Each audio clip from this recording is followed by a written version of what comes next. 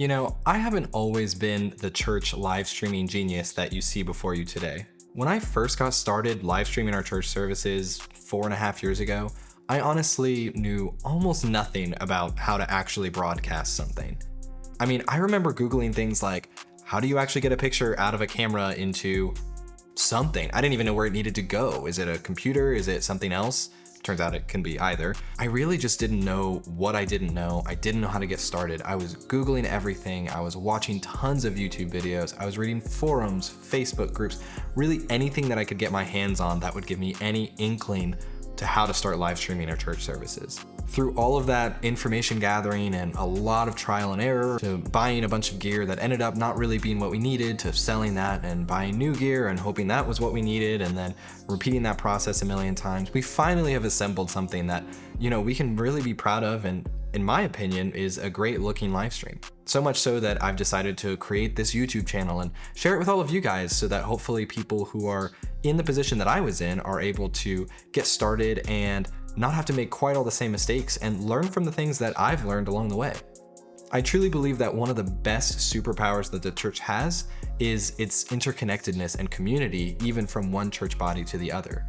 So even though I'm doing things at my church that might be a little bit different than what you're doing at your church, we can all learn from each other and connect with each other and hopefully learn from each other's skills in order to create broadcasts that reach more people for Christ and glorify Him through it. But if I'm being honest with you, making videos for YouTube is kind of a lot of work.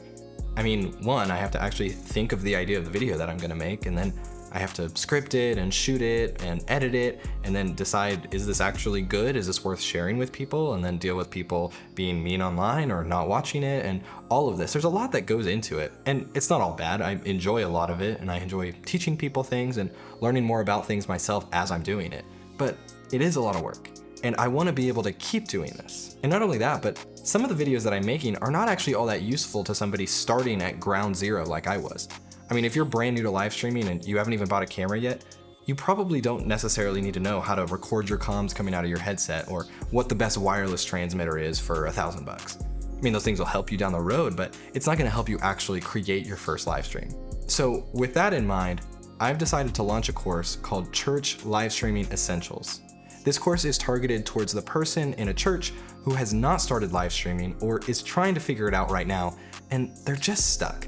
And they don't know what they don't know, and maybe they're getting frustrated because they can't figure out all the different things that need to interconnect, and they're just trying to find a basic tutorial that guides them from start to finish on how to create a broadcast and the different pieces of gear that they need, and how to make sure that it's one that's decent quality. If that's you, Church Live Streaming Essentials is a great place to start, if I say so myself. It answers all of the questions that I had 4 years ago when I was getting started with this, and then some.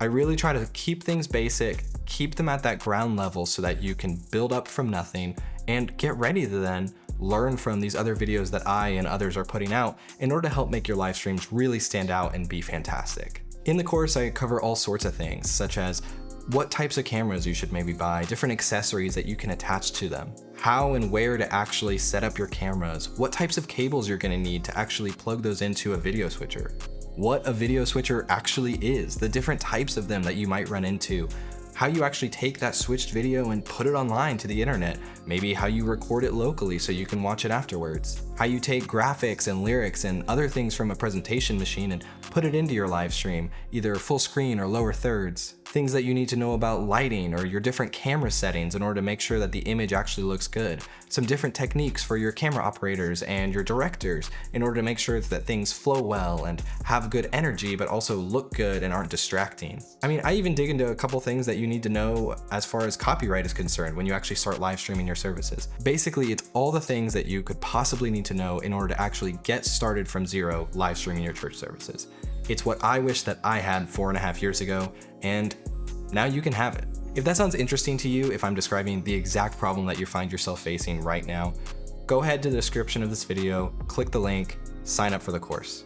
And maybe that's not you, but maybe you have friends who are starting up a church plant and they don't know the first thing about live streaming. Or maybe you go to a church and your live stream is just struggling week to week. You have a bunch of hodgepodge gear all connected and nobody really knows how it works because the person who set it up left 4 years ago and nobody there is technically minded and it's held together with glue and scotch tape and paper clips and you're just hoping it doesn't break because nobody knows what they're doing.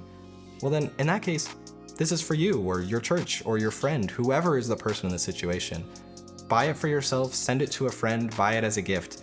I think that this course is in a great position to help a lot of people. And that's not just because I created it, it's because it's something I would have wanted when I was getting started. So again, if that sounds like you or it sounds interesting to you, go ahead, click the link in the description. It'll take you to the course. You can try out some parts for free before buying if you want to, but this would really mean a lot to me if you guys would put your trust in me to teach you how to get started with live streaming.